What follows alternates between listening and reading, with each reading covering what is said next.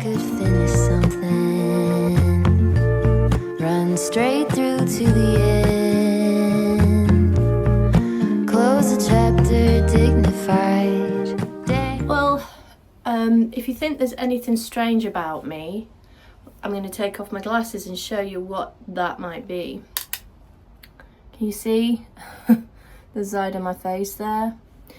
Yeah, so last week was a bit of a week. On Wednesday, I was dropping Cece off at school and on my way back, I caught my foot on a flagstone, tripped and smacked my face into a lamppost. It could have been a lot worse. It looks pretty bad now actually, but for the last couple of days it hasn't looked quite so colourful. Some very, very nice people helped me. Two women in particular were awesome. One of them was very on point and asked me, you know, if my vision was blurred, did I feel nauseous? She was obviously checking to make sure I wasn't concussed, and I wasn't, so I'm very lucky. Another woman that was there was very, very nice and dropped me off back at home. I don't live that far away, but I think they were a bit concerned about me walking home, which is fair enough because, you know, I could have got dizzy or something. So I was very, very lucky that those two people were there. They were kind of, you know, angels. So, but that was kind of rubbish because that day and the day after, I was in quite a lot of pain. Not just from my face, though I had quite a bit of pain in my face, but from my arms. And I think what happened was as I was falling, I must have kind of flailed to try and stop myself and kind of sprained, particularly this arm, felt like it had been sprained, which wasn't fun. So for 2 days, I just kind of sat in bed feeling sorry for myself. I'm extraordinarily lucky. I didn't break anything. I didn't hit my nose, which is unbelievable because I have quite a big nose. I did split my lip a little bit here, but it wasn't terrible. I didn't, you know, knock any teeth or anything else. And Cece wasn't with me because if she'd been with me, I think that would have been really traumatic. So in this video, you're going to see me going to City Central Library and the local museum here in Stoke-on-Trent. It was a really nice day. I was able to go and hang out in the library and to look through some really cool books and do a little bit of sketching, and then I went and had lunch at the museum. And the museum has a really great, it's the biggest collection of local pottery in the world.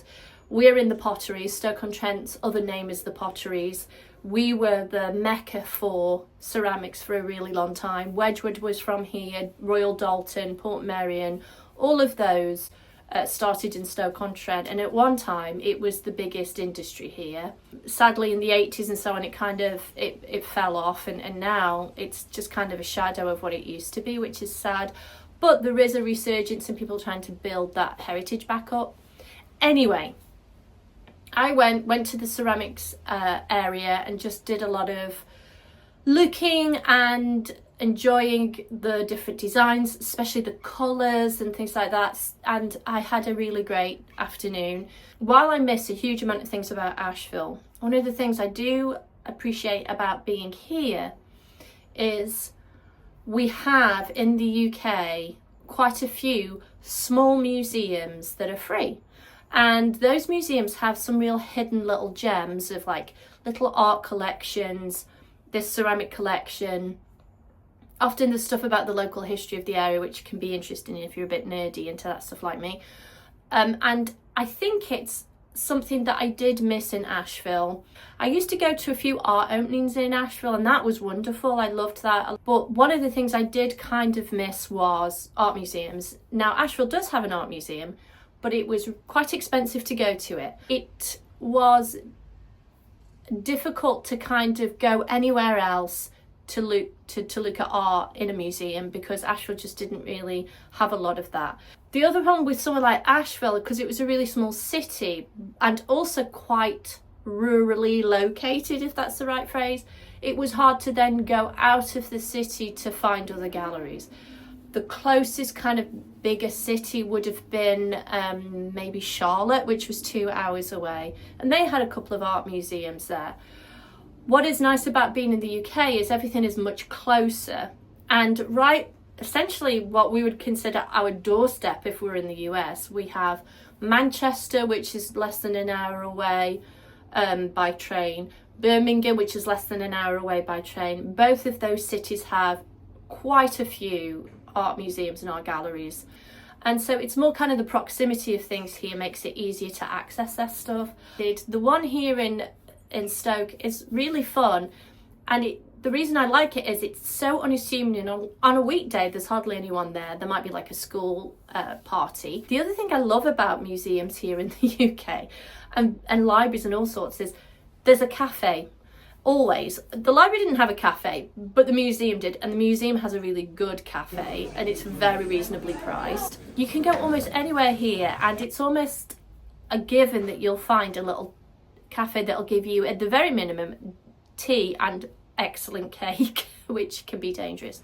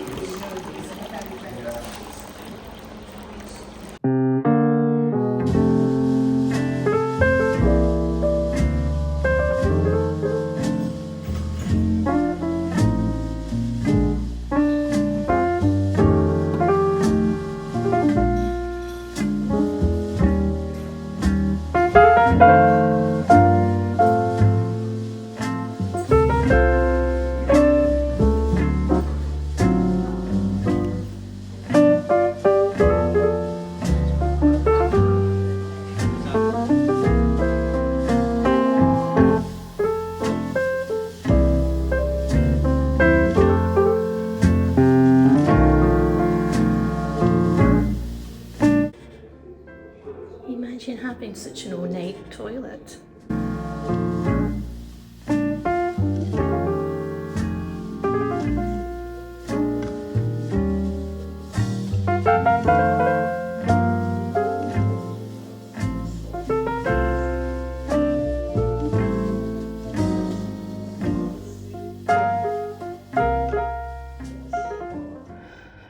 This is jasperware, which I think is sort of iconic of Wedgwood, and this is the type of ceramics that's going to go on one of my embroidery designs. The blue is pretty common, but I prefer the green. There's like a sage green you can get too. There's also a much darker blue. I particularly love this. I think it's supposed to be a hot air balloon. It's really great. Can't imagine how much work that was, because remember, you could do all of this work, all of this detail, and then if it gets fired and something happens in the kiln, it could just break and then you'd have to start again.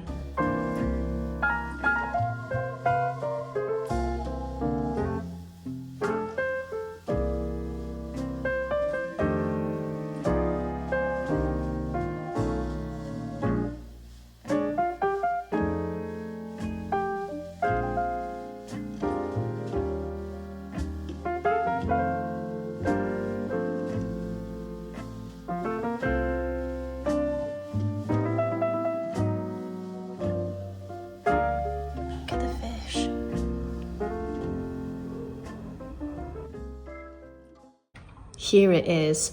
some jasperware that isn't blue. I really love the sage green. I just think it's such a pretty colour. I also love the earthenware kind of brown as well. It's lovely.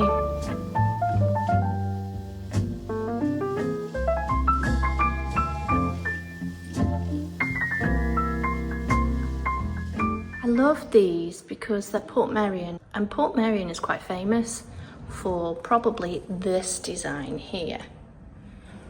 And that's the one you see quite pretty much internationally. I have seen it in the US. So when I found these that are also Portmeirion, I was very excited because they are completely different. These are called Totem.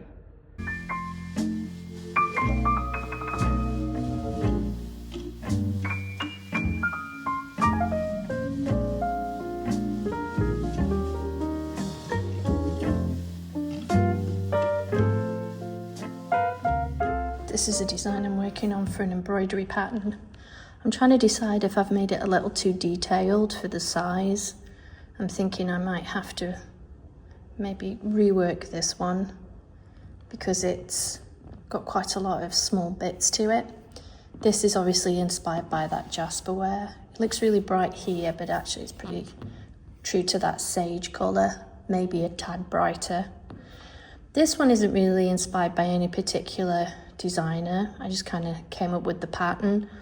But this one is inspired by Charlotte Reed, who was a ceramics designer, and I really liked her stuff. It was very understated, and there's a little bit of a sentimental thing to this too, because my mum one day found one of Charlotte Reed's plates at like a jumble sale or some sort of bric-a-brac sale and bought it, I think, for 50p. And it's actually worth quite a lot of money, which shows what a good eye my mum had.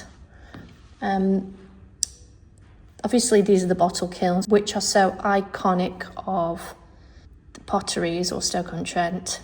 It's almost cliched now, I suppose, but what the hell, it's our heritage and we should celebrate it, I guess.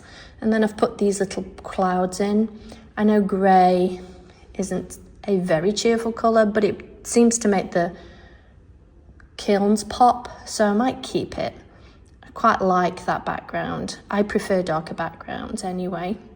When this gets printed onto fabric, I think the idea will be that the motifs on the bottle kilns will get embroidered, and then you can leave the coloured kilns, the backgrounds can be kept just as printed fabric. Or if people feel really ambitious, they could try and fill it in. But I think that would be challenging, particularly with this one. I think you'd really struggle. I think you would really struggle to fill the green in, I think. But here it might be easier. I quite like the idea of the designs raised up on the printed fabric. And it's something I don't see a lot of, actually, is embroidery kits that show a design that you embroider onto, but you don't necessarily fill in. And this will be probably the second time I've done that in an embroidery kit. The other one I did was one inspired by Carita Kent, and it was called Cultivate Community. And that one was a sort of fairly monochromatic design with coloured embroidery on top of it. The other design inspired by the ceramics here is this one, and it's a little bit after the totem design we saw in the Portmeirion pottery by Susan Williams Ellis. I just absolutely love that design. Ironically, a couple of years ago I came up with some embroidery designs based on sort of folk art European sigils and talismans that were almost exactly like the designs on the ceramics. I've picked these colours. I wish I could show you the tea set that I lifted the colours from, but the tea set's not here anymore for some reason. It was a tea set that was terracotta with this incredible turquoise glaze. I absolutely love this combination of colours. So this will be perfect for an embroidery hoop because it's nice and round. and I think it will look really striking when it's done.